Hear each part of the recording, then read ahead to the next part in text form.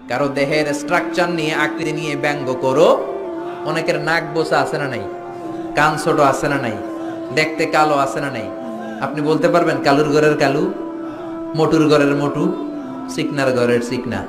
এরকম কথা আমরা বলি কি বলি না? বলা যাবে? জোরে বলেন, বলা যাবে? এর কারণ আমার নাক বোসা আমি করি নাই, করছে কে? আমার কান ছোট আমি বানাই নাই, বানাইছে কে?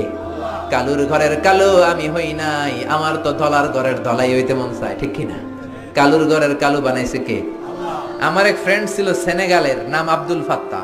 মিশর আমি পড়ি, প্রথম আমি কালো লোক দেখলাম মাগরিবের নামাজের সময় 2008-এ এপ্রিলের 21 তারিখ পৌঁছলাম। আমাদের 11 জনকে নিয়ে গেল সেন্ট্রাল মস্কে, নামাজ পড়তেছি, 100 দেশের ছাত্র নামাজ পড়ে, আল্লাহু আকবার। নামাজ পড়ে সালাম ফিরাই দেখি ডানে মুনকার, বায়ে নাকির, মানে কুসকুসে কালো, অনেক লম্বা, চুলগুলো এরকম বুটি বুটি হয়ে থাকে আর গুটি গুটি হয়ে থাকে। আজীবন খবরে দেখতাম, ওই যে নেলসন ম্যান্ডেলারে দেখতাম খবরে, এটিএন বাংলার খবরে দেখা যেত আফ্রিকা মানুষ, এবার সরাসরি দেখতেছি এদিকে একটা ওইদিকে একটা। আমি মনে করছি এটা মুনকার, ওইদিকে নাকির। আর বাংলাদেশে আমরা আসতে বলি আমিন, ঠিক কিনা? সৌদি আরবে জোরে কয় আমিন। হঠাৎ বলল গায়রিল মাগদুবি আলাইহিম ওয়ালাদ-দাল্লিন, সবাই কি কয়? বাংলাদেশে আপনি আসতে আমিন কেন? ওদিকে কয় চিল্লে, আপনার হুঁশ থাকবে? আমি মনে করছি কিছু একটা ঘটতেছে। সালাম ফিরিয়ে দেখি ডান দিকে একটা মুনকার, বাম দিকে নাকির, কুচকুচে কালো। আমি দিছি দৌড়। আমাকে যারা রিসিভ করেছে বলল ভাই মিজান দৌড়াও কেন? আমি কই এরা কারা? কয় এরাই তোমার বন্ধু। সর্বনাশ, 5 বছর এগুলোকে থাকতে হবে তোমাকে, গোটা বিশ্বের ইসলাম সম্পর্কে জানতে হবে, গবেষণা করতে হবে, ঠিক কি না? মিশতে শুরু করলাম কালোদের সাথে। ওমিয়া, অনেক মানুষ আছে চেহারাটা কালো কিন্তু অন্তরটা দুধের মতো সাদা, আছে না নাই? অনেকে আছে ধবধবে সাদা কিন্তু অন্তরটা এরকম কুচকুচে কালো, আছে না নাই? ওরা মানুষ কালো কিন্তু অন্তরটা ভালো। তো এক ছেলের সাথে পরিচয়, নাম আব্দুল ফাত্তাহ। অনেক জায়গায় আমি গল্প করি, এই ফাত্তাহ আমার পাশের রুমে থাকতো, তার পাশে থাকতো চাইনিজ, এরপরে পাকিস্তানি। তো এই ফাত্তাহ আমার রুমে ছিল ফ্রিজ, ওর রুমে ফ্রিজ নাই। ও পানি নেওয়ার জন্য, ঠান্ডা পানি নেওয়ার জন্য আমার রুমে আসতো। আমি ভয়ে ভয়ে ওর বোতল লয়ে এই দরজা আটকায় দিতাম।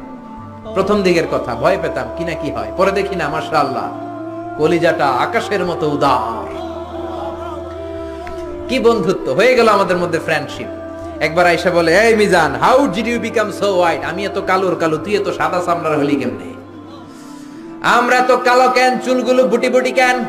ইসলাম বলে there is no difference between black and white, between upper and lower, between the richer section of the society and poorer section of the society.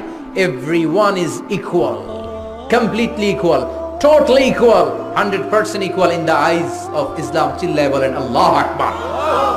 ইসলাম বলে কালো সাদায় পার্থক্য নাই, খেলাওয়ালা কুলি মজুর, দিন মজুর, প্রধানমন্ত্রী প্রেসিডেন্টে পার্থক্য নাই। আপনি মসজিদে যদি ঢুকেন, প্রেসিডেন্ট যেই কাতারে দাঁড়াবে, কুলিওয়ালা ঠেলাওয়ালা ওই কাতারে দাঁড়াবে, ঠিক কি না? ইন্না আকরামাকুম ইনদাল্লাহি আতকাকুম, আল্লাহর কাছে সেই সেরা যার তাকওয়া বেশি, ঠিক কি না? যার অন্তরে আল্লাহর ভয় বেশি, ঠিক কি না?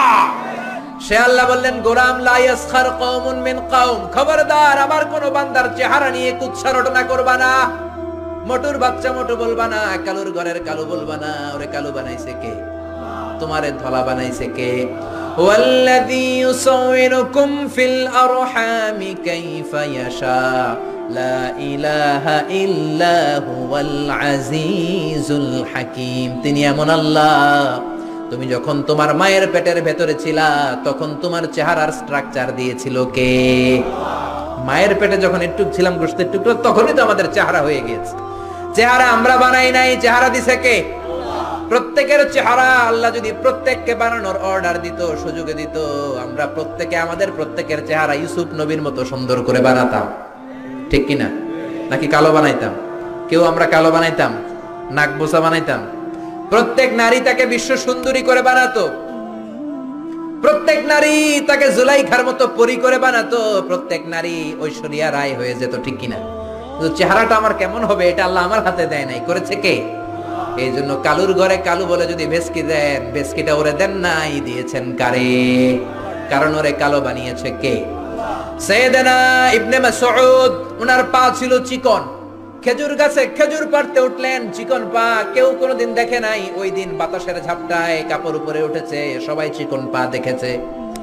সাহাবারা হাসাহাসি শুরু করলো। বিশ্বনবী ডাকলেন, সাহাবারা রে, ইবনে মাসুদের পা চিকন দেখে তোমরা হাসাহাসি করো, আমার ইবনে মাসুদের পা দুইটা যদি মিজানের পাল্লায় রেখে দেয়া হয়, কিয়ামতের দিন পা দুইটা উহুদ পাহাড়ের সমান ভারী হয়ে যাবে। এজন্য খবরদার, কারো আকৃতি নিয়ে, ফিজিক্যাল স্ট্রাকচার নিয়ে কখনো অবজ্ঞা হেয় করা যাবে